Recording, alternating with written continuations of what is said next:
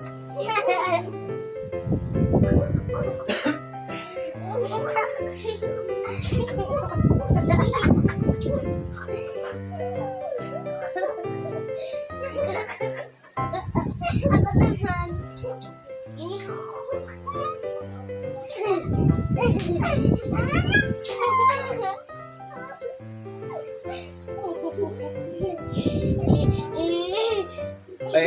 Ay. Tama na yung harutan. Laro pa rin sa gabi. Laro na kanina, laro pa sa gabi.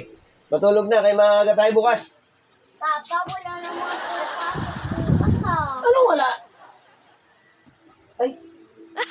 Oo nga pala, linggo pa na bukas. Nakalimutan ko.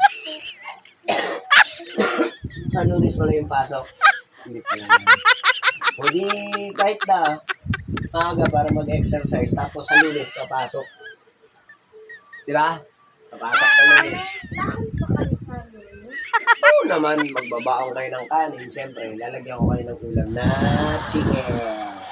Hindi. Baon ko, pera. Mukhang pera ka na. Huwag lang alaman na. Pera, magtipid-tipid tayo ngayon kasi medyo mahigpit ang panahon ngayon. Ganun kakuan. So magtipid-tipid tayo. Wala na gaanong baon na pera. Ha? Hindi na lang ako papasok. Sa susunod na lang. Anak, huwag mong isipin na maging tamad ka sa school dahil lang walang baon. Buti ka nga kahit pa paano nakakabaho kami, mga bata ka dyan, hindi nakakabaon. Bakit po, Papa? Kahit di po nakakapag-aral, nakakatrabaho naman. Okay nga yun, kahit hindi nag-aaral, nakakatrabaho. Kaso lang, mas maganda anak yung may pinag-aralan. Kasi, yung kurso mo, magiging maganda. Yung walang pinag-aralan, yung hindi nakapagtapos, kung ano lang yung maibigay na trabaho, kahit mababang sweldo, yun lang yung kita nila. Eh kung may pinag-aralan ka, wala yung kita mo kasi mayroon kang degree. So, kailangan talaga anak na mag-aral. Bakit po, Papa? Malaki naman po. Mata yan eh, nalalaki yung mata mo. Malaki ang mata mo. Ikaw talaga. Loko-loko. Hindi. Kailangan talaga anak na mag-aral mabuti para meron kang kursong maganda. Ha? Ano bang kurso mo paglaki mo? Doktor. Wow, maganda yan. Bakit naman gusto mo mag doktor? Kasi kapag ako matisilog. Bata ka pa. Yung pagtanda ko, iniisip mo na. Maganda yan. At least, hindi nawawala si papa mo sa iniisip mo na kapag matanda na ako, yung kalinga, nasa iyo. Diba? Talaga aalagaan mo si papa. Very nice, very good na na paglaki mo, ganyan, ha? Very good yan. Ikaw, anak, anong kurso mo? Pulis po. Bakit naging pulis? Si po, huhuliin ko po masasamang tao.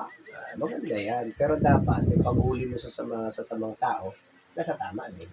Tsaka po yung mga nanay na hindi nag-aalaga sa mga sa anak niya.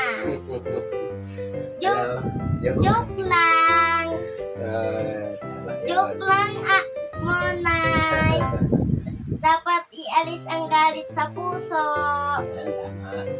Huwag kayong magtatanim ng galit sa puso sa magulang mo. Kasi kahit na naging ganun man yung nanay mo, wala naman kasi perfecto.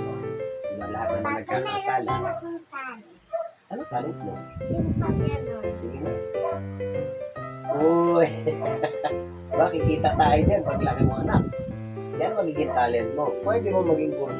Eto, baka kung sino nakakilala dito, mga ka-Anghelo University, pwedeng maging talent nyo to. Baka gusto nyo kailangan ng acrobatic. Yung anak ko po, pwede po natin makuha na maging acrobat sa inyo. Imbitahan niyo po ang Anghelo University kasama ng aking mga anak. Mga matatalinong mga mabata at mababait. Yan, siyempre, hindi naman natin sila. Ang talent, ano ba talent mo? Wala. Magkalat. Ang talent ko lang, magkalat na sa bahay. Ayun, yan ang inaano ko naman sa mga bata na kahit na lumalaki sila, hindi natin bibigyan sila ng sama ng loob. Alisin natin yung galit sa puso nila. Siyempre, kahit anong mangyari, dapat maging mabuting bata sila habang lumalaki. So, yun lang guys. Tutulog na sila. Tara na, tulog na tayo.